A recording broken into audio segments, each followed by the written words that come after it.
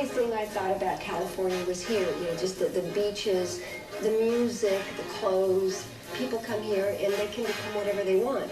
It was less deciding ahead of time. It was more, what are we going to do tonight? Let's go do it. Even though I was really a youngster, I began to feel that this was going to be a great place to live.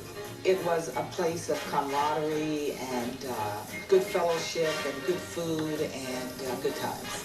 Ralph Story here. Join me to visit some people, places, and more things that aren't here anymore. Coming up next on KCET.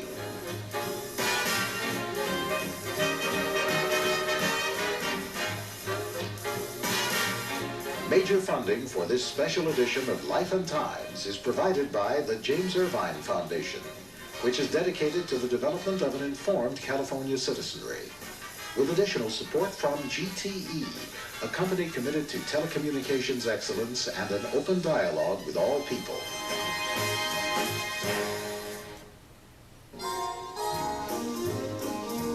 These are the signs of our times, big neon lighted markers for your memory, and they've all become collectibles now.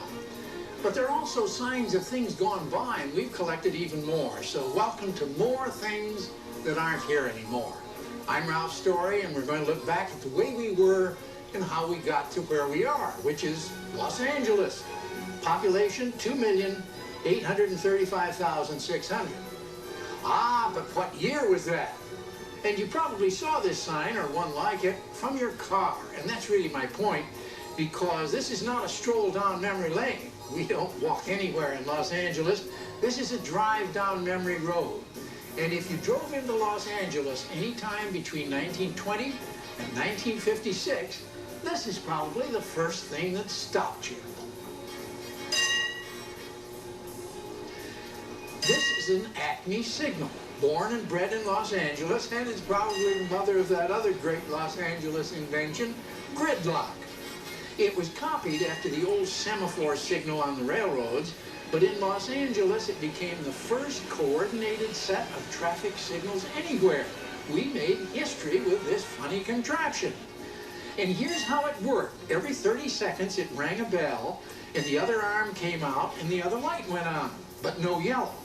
We played red light, green light 1 billion times. And this is true. The bells were such a nuisance for the neighbors that a guy had to go around at night and turn them off. But if you drove into Los Angeles like I did, where did you come from and how did you get here? For a million Angelinos, the answer to that is this sign, Route 66.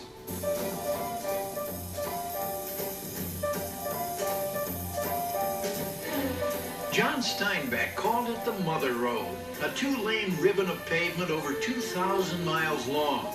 It meandered down main streets and cruised through the countryside from the shores of Lake Michigan in Chicago to Palisades Park in Santa Monica.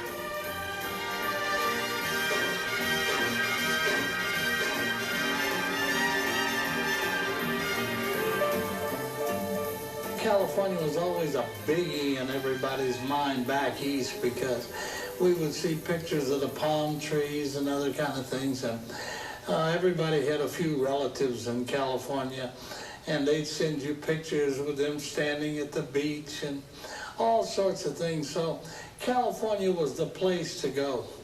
It winds from Chicago to LA, more than 2,000 miles all the way. One of its travelers, a musician, smelled the roses along the way and gave us a song. Get your kicks on Route 66. There are only 2 places to go as a professional songwriter. That's either New York or the West Coast. So that's how it started. And we're driving along, and my wife said, Bobby, why don't you write a song about Route 40? And I said, well, Cynthia, that's kind of silly because we pick up Route 66 right outside of Chicago. So about 3 days later, we're on Route 66, and she whispered in my ear, get your kicks on Route 66. I said, oh, that's a marvelous title. I'm going to write a song about that. And I wrote half the song in the car. If you ever plan to motor west, travel my way, take the highway, that's the best. Get your kicks on Route 66. Several million of us got our kicks on Route 66 for several million different reasons. Some were escaping the dust bowl of poverty, some came for wartime jobs, and some came to get a piece of that golden dream called California. For me, coming through these mountains and down this little stretch of road towards San Bernardino was really wonderful.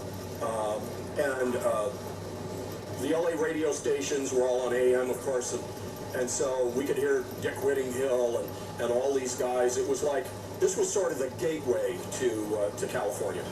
This section of road right here. Newspaper writer Jim Murray says Los Angeles was settled by a slow leak in Iowa, but only with the help of Route 66. It snaked along old Indian trails and followed the railroad tracks, and it gave us those great American inventions, the diner, the motel, the gas station, the truck stop, the bumper sticker, and chicken fried steak. Whether you went through New Mexico or Arizona or into California, what 66 did is it made you stop and get to see what the main streets look like, the towns look like, and you got a real feel for what this country's about. I don't really get that sense when you take I-40 or one of these others that really kind of takes you 10, 15 miles out of these towns.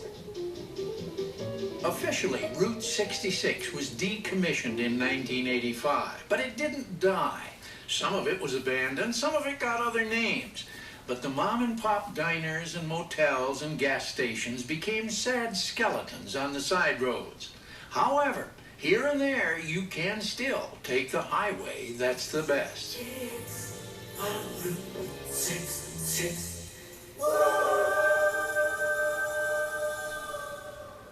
Anybody here remember Saturday morning at the movies? Hey, there was a time.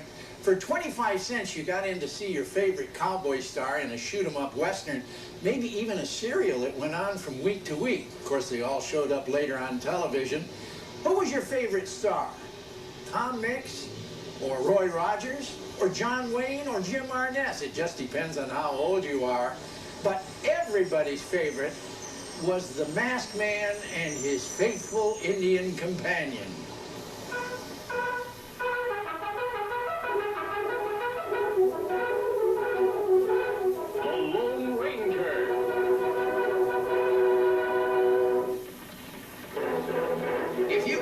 These Western stars, chances are you expected to meet them when you moved out west.